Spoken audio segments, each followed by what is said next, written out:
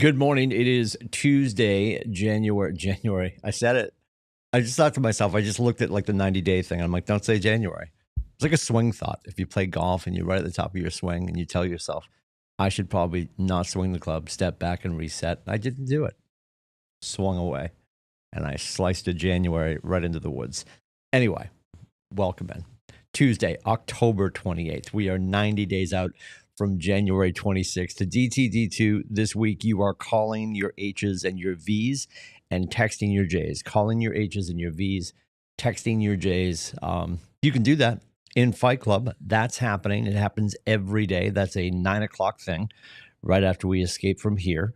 You can go there at 9 o'clock, from 9 to 11 o'clock. It's a Zoom room. You go in, you do whatever you're doing to build your business. It is, market centers call them power hours sometimes. It's just a place for you to go do what you need to do. And absent you having that on your calendar, we have it on our calendar. Absent you having a place to go, we have a place to go. And I'll be honest, there's days in there, I'll be in there. It's me and Alice. Alice, and a few other people. Alice is pretty steady ongoing. And you're thinking to yourself, Alice Kabaki goes to Fight Club. She does. Alice Kabaki was the first person when we started Fight Club, which will be 4 years old in January. When we started Fight Club, she was the first one to get a deal from it. Not from Fight Club, from being present in Fight Club and making the things happen, doing what she should be doing. For her, right? Because when we do lead generation, and that's what the space is for, it's for whatever you're doing to work on your business, quite honestly. And we get super hung up in our heads.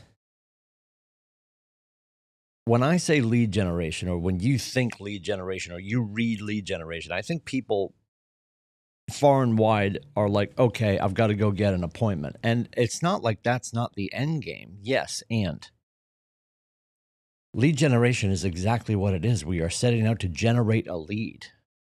The point of these conversations is to find more people to have conversations with. A lead is a name and a number, or a name and an email that someone has given you that says, you know what, this person's in my life. They could use you in their life. Once I have a conversation with that lead and I earn permission to stay in conversation with them in a business sense, not that it can't grow personally.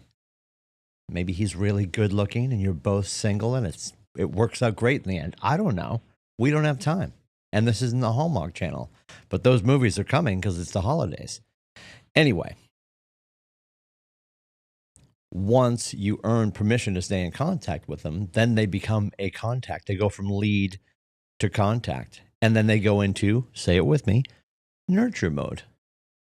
And this could be 2 days, 2 months, 2 years, 2 decades. We're going to nurture this person and remind them that we're alive and we're here to help. And we're going to have conversations with them about all of the other things. This person is now in our ecosystem. They are within our sphere. And if we find that we have influence over them insofar as we can ask them to be helpful to us, we can employ their greatness to find more people for us, then they move into our sphere of influence. Or if they're someone of influence in the community. See, these are the two words where people get sideways. People think everyone they know is in their sphere of influence. That's not true. Right? There are friends and there are acquaintances. I would consider someone who you've met once or twice. They're in your sphere. You know them. You know enough to wave to them or stop and have a short conversation. Then there's the people that are really in your sphere. You talk to quite a bit, but yet they don't move the needle. And no disrespect when I say this. You're not close enough to them that you have influence over them, and they also don't really have influence to help you move the needle. Or maybe we just haven't gotten them there yet. Those people belong in our sphere of influence. And then inside that, an even tighter circle, which you will call your ambassadors. These are the people sending you multiple at-bats per year. And they're doing it maybe because they've been instructed to educated to. Some people, it just comes naturally because they identify you as a business owner. And they're like, okay, Timmy's going to butter my bread. I will butter his bread. It's always food related. Stay with me. And every time you get together, you both know it's an unspoken question in your relationship. Is there anything I can help with? What are you working on? How can we work together? So your conversations today during lead generation are simply that. You're looking to generate a lead. The positive byproduct of these conversations is that turns into an appointment quickly, based on timing, not because you had all the perfect words to say, right? Don't forget, nobody's going to buy, sell, or invest or join our company until it's appropriate for them. And then maybe they're moving from appointment to contract, and then from contract to close.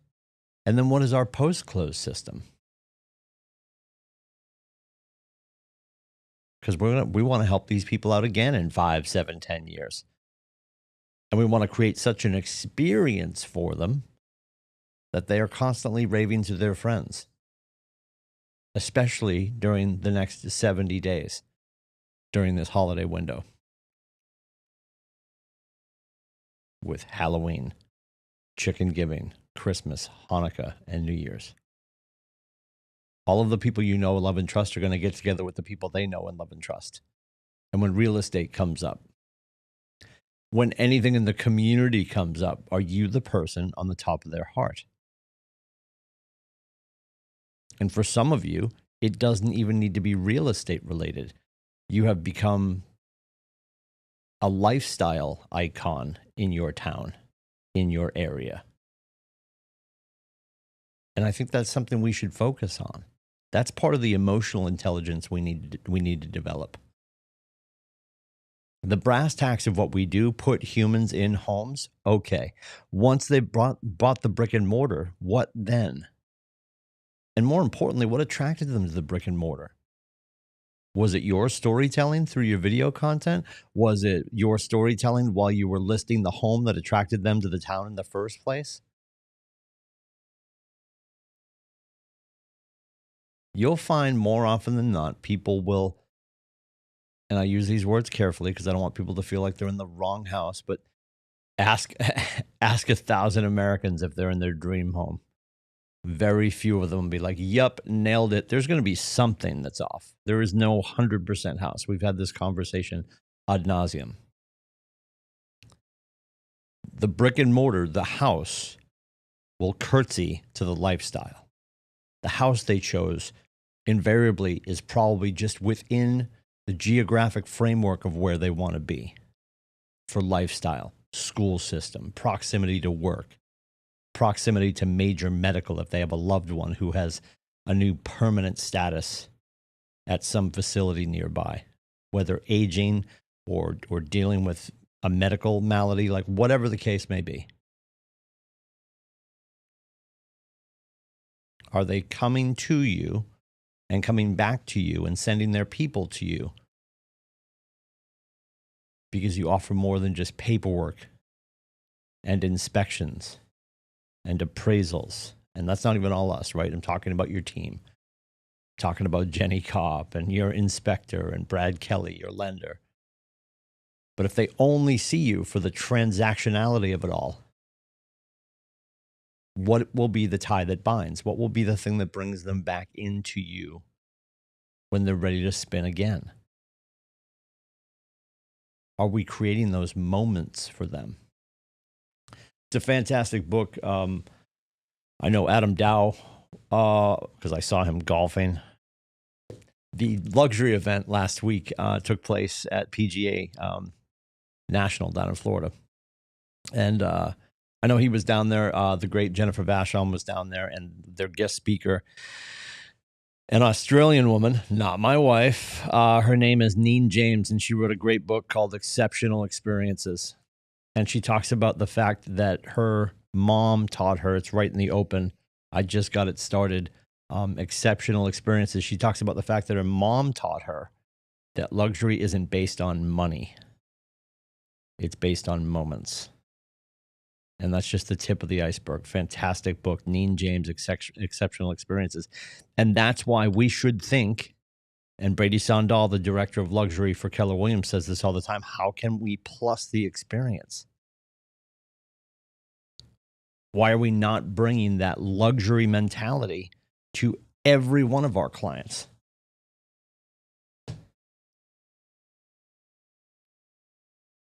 Historically, based on their employment, based on their credit, based on their financial status, everyone's buying the best damn house they can buy.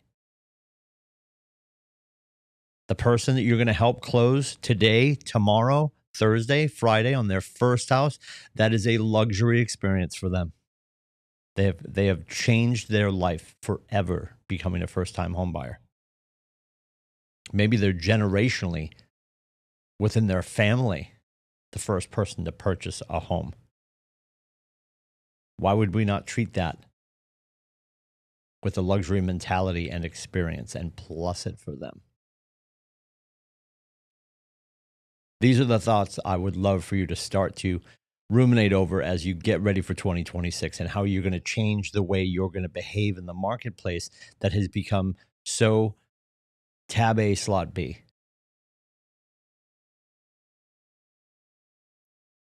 Whatever your goals are for 2026, whatever the goals are that you have in front of you for the balance of 2025, I promise you there are enough transactions in this country to get you there. And I say in this country,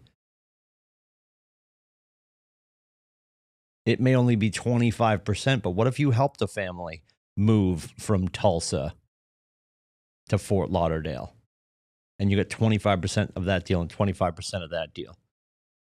You're still helping a family change their life. That is the goal. We get paid in direct correlation with the amount of people that we help.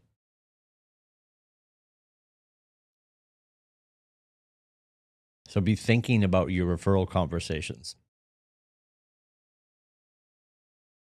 Be thinking about how you plus everything that you do when you're having these lead generation conversations. Who do you know that I should know? Who do you know that we can help? When you're doing lead gen, it is just that. You're finding one more person to talk to. Celebrate the fact that you brought one more heartbeat into your life. And over time, you will change the trajectory of their future once, twice, maybe 3 times. And the people attached to them who rave about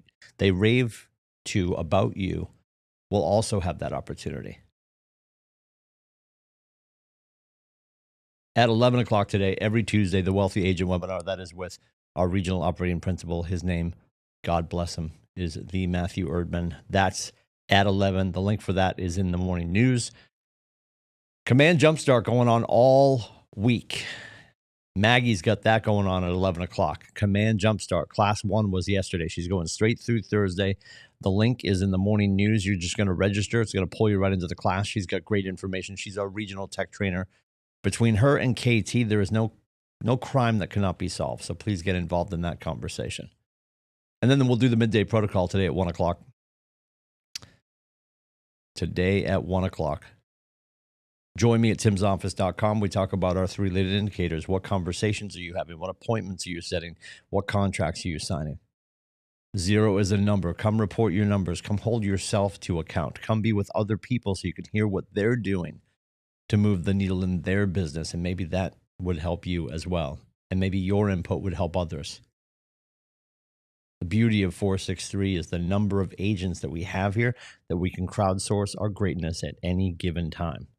Join us at 1 o'clock for that. We're also doing the 12 tactics of shift. We're on tactic number 9, which is creating urgency. We will discuss that in the second half of the call tonight at 6 on the Zooms. New Hampshire credits 3, Maine credits 3, the NAR settlement.